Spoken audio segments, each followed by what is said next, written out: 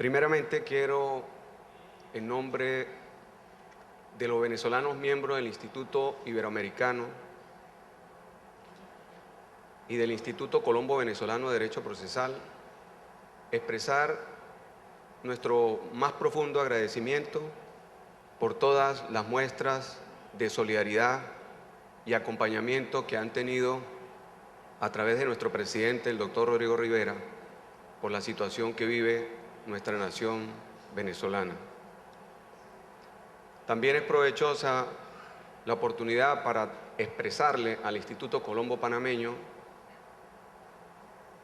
agradecimiento por ese trato tan especial que en esta oportunidad le han deferido a la delegación venezolana. Hacemos votos para que la razón y el entendimiento ilumine a nuestros gobernantes y en el menor tiempo posible se restablezcan las relaciones diplomáticas y comerciales entre Venezuela y esta hermana República de Panamá. Ya entrando en materia y cumpliendo con la metodología impuesta por la coordinación en un cuestionario que debidamente aportado por la doctora Landeira y diseñado también por la doctora Ada Pellegrini, nos facilitó este proceso investigativo. De manera introductoria podemos señalar que la delincuencia organizada en Venezuela se encuentra en una especie de transición, reorganización o acoplamiento por la implementación articulada de todas estas nuevas técnicas de investigación, como las actuaciones policiales proactivas, la entrega vigilada, el agente encubierto, la vigilancia electrónica, la incautación especial de bienes, como la creación también de organismos de corte administrativo, pero con funciones investigativas relacionados directamente para combatir la delincuencia y el crimen organizado.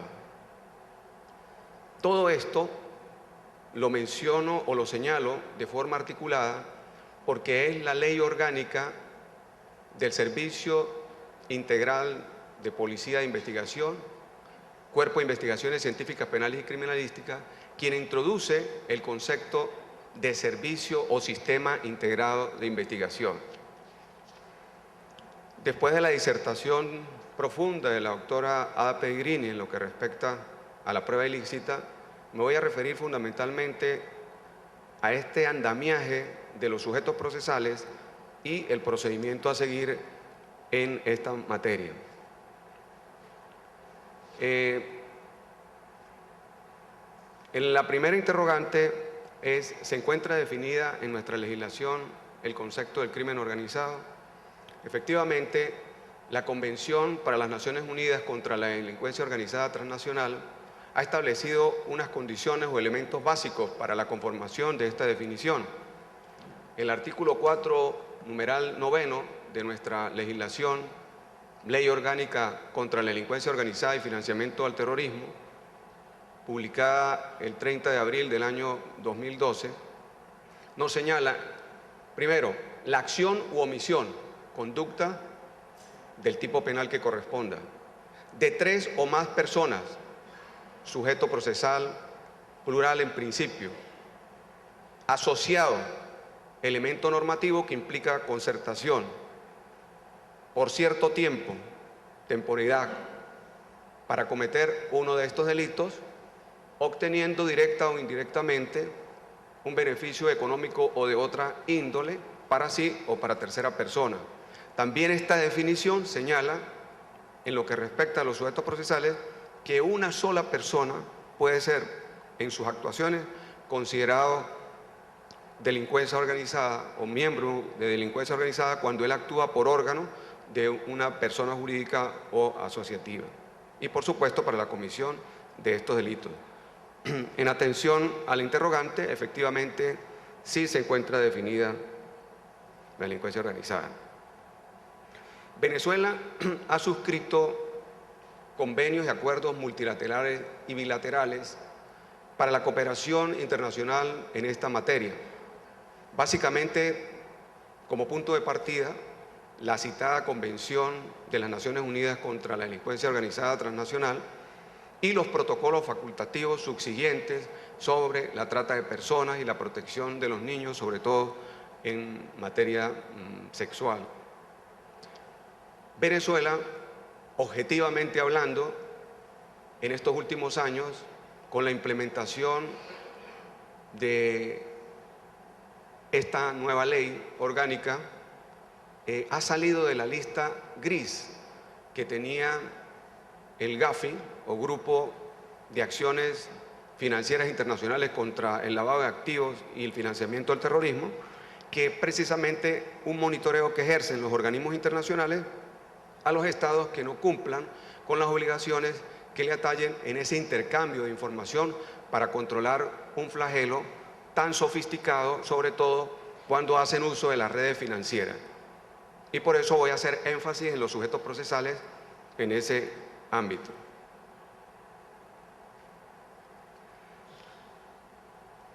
Ante la interrogante, ¿existen criterios especiales en materia de competencia para combatir la delincuencia organizada en Venezuela? Podemos decir, en un primer orden, en lo que respecta a los órganos jurisdiccionales, que sí. El artículo 63 de la ley señala que el enjuiciamiento de estos delitos se hará conforme al procedimiento ordinario.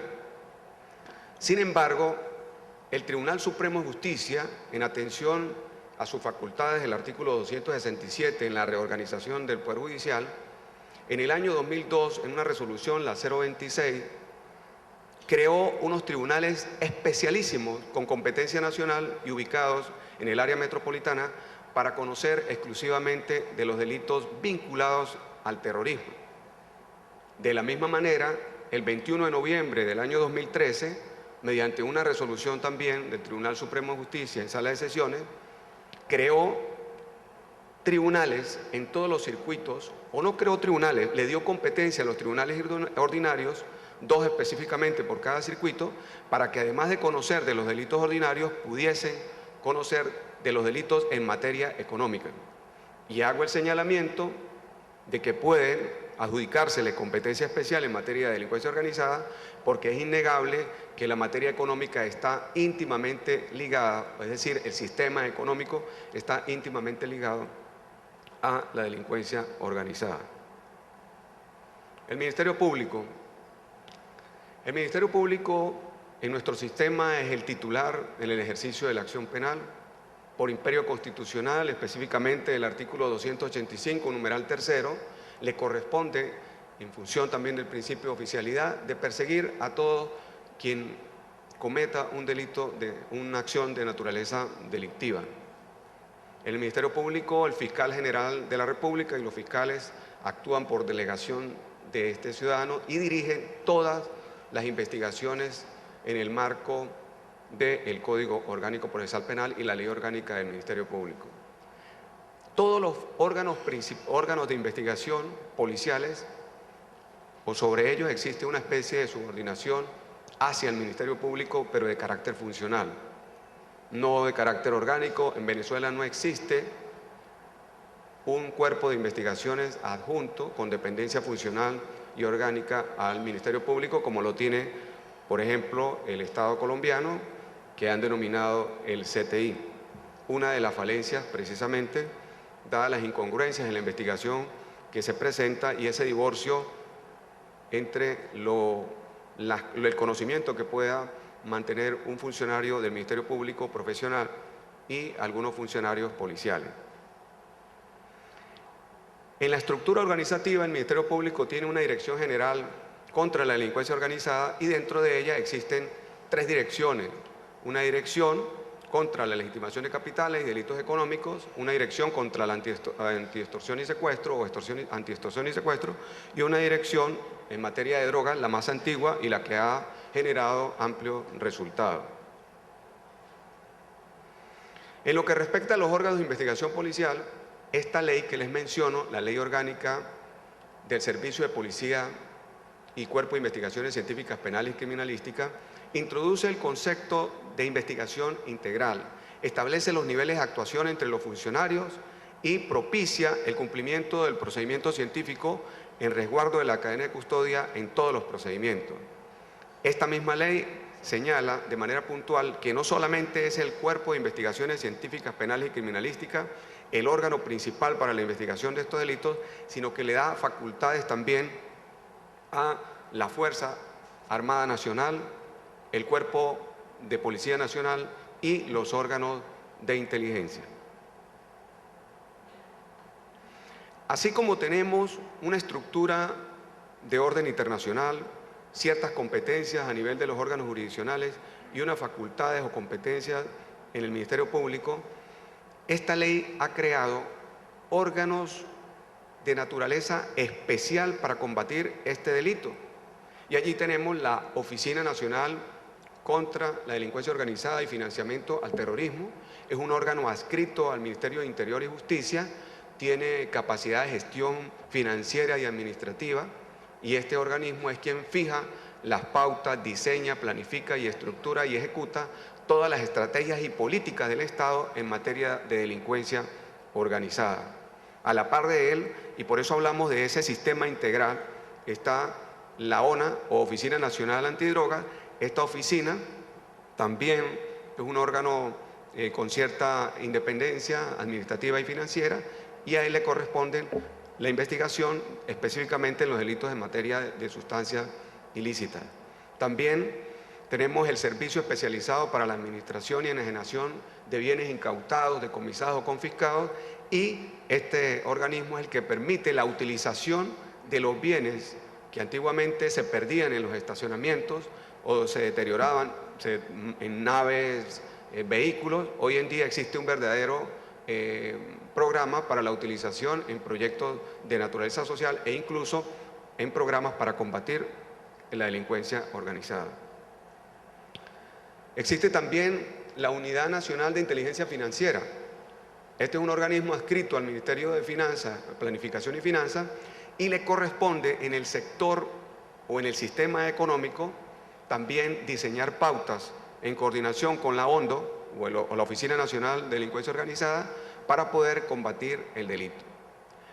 He observado que esta ley ha profundizado básicamente en la utilización o instrumentación de todos estos sujetos procesales dirigido básicamente al orden económico.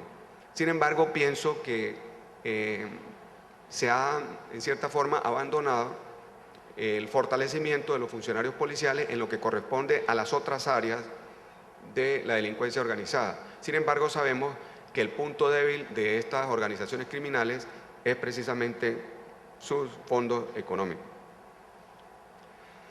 Esto no termina allí. Así como el mismo Estado a nivel policial ha diseñado una estructura en estos sujetos procesales, también la ley a todos los funcionarios, a quienes tienen competencia o quienes tienen competencia en materia económica, les ha señalado ciertas obligaciones. De esta manera tenemos los órganos de control, órganos de tutela y los sujetos obligados. Los órganos de control son aquellos órganos que dentro de la función pública tienen una actividad en específico en la gestión económica o sistema económico del Estado venezolano.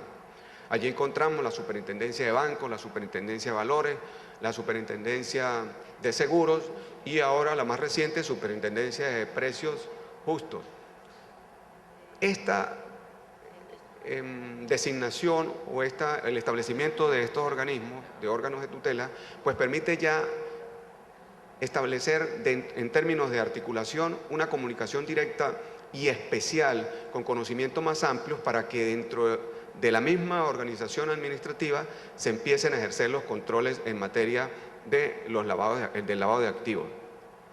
Los órganos de tutela son algunos órganos de control pero que emanan del poder central, y estos órganos de tutela pues por supuesto van a dirigir o fomentar esas políticas en un contexto más amplio para el fortalecimiento del sistema económico, pero siempre tomando en cuenta dentro de ellas las direcciones contra el lavado de activos y financiamiento de terrorismo que tiene cada uno de esos órganos de tutela.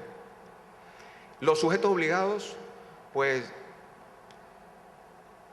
dentro de los órganos de control, si hablamos de la Superintendencia de Bancos, los sujetos obligados serían las entidades financieras. nosotros los abogados somos sujetos obligados cuando nuestra actividad esté vinculada a la enajenación de bienes raíces.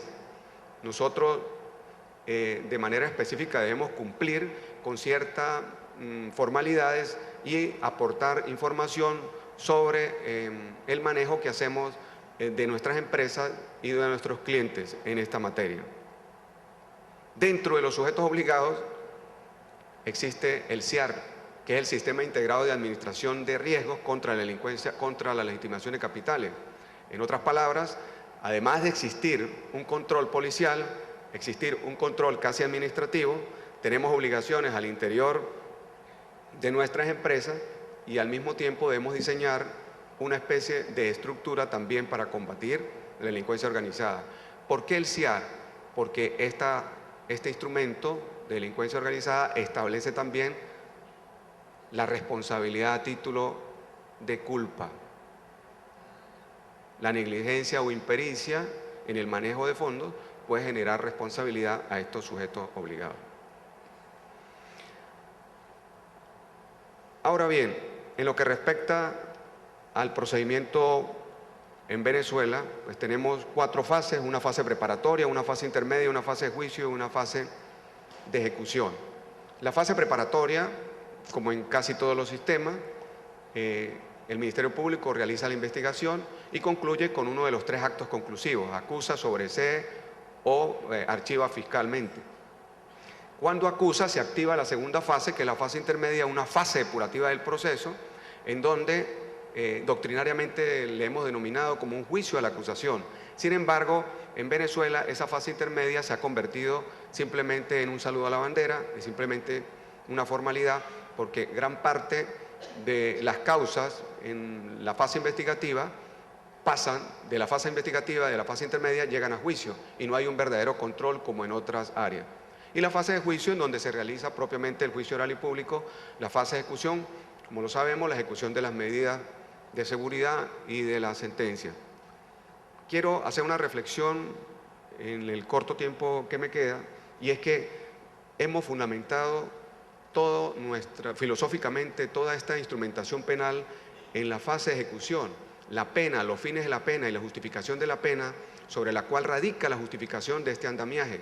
En los sistemas latinoamericanos, procesales latinoamericanos, la realidad es que un altísimo porcentaje de los delitos de delincuencia organizada o delitos graves como homicidio y sicariato no trascienden del 8 o 9%, es decir, el 91% de los delitos quedan impunes, con lo cual se presenta una especie de confrontación entre la impunidad y la pena.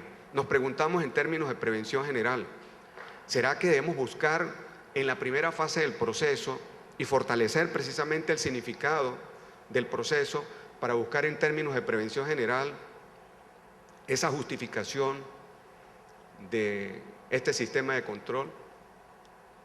¿Será que hemos abandonado en el proceso o no le hemos inyectado las verdaderas acciones necesarias para fortalecer precisamente esa fase de investigación? Lo cierto es que sí, Venezuela, a pesar de todos los sujetos procesales que les he mencionado, nos hemos olvidado de uno muy importante, y es el recurso humano. De nada sirve tener una estructura organizativa, de tener funcionarios, de tener organismos, de tener incluso compendios o tener organizaciones preparadas a nivel formal para combatir este delito, cuando al interior de ellas no preparamos a los funcionarios policiales. Debemos cambiar el paradigma de la concepción del policía y empezar a inyectar verdaderos recursos. En la investigación que se hizo es abismal la diferencia entre las 3 fases subsiguientes y los recursos asignados a la primera fase del proceso. Abismal en el sentido de que la fase preparatoria es la sediciente. La investigación no tiene la atención del Estado en Latinoamérica que se le debe prestar para poder hacer ejercicio combativo eficiente de este flagelo delictivo. Muchas gracias.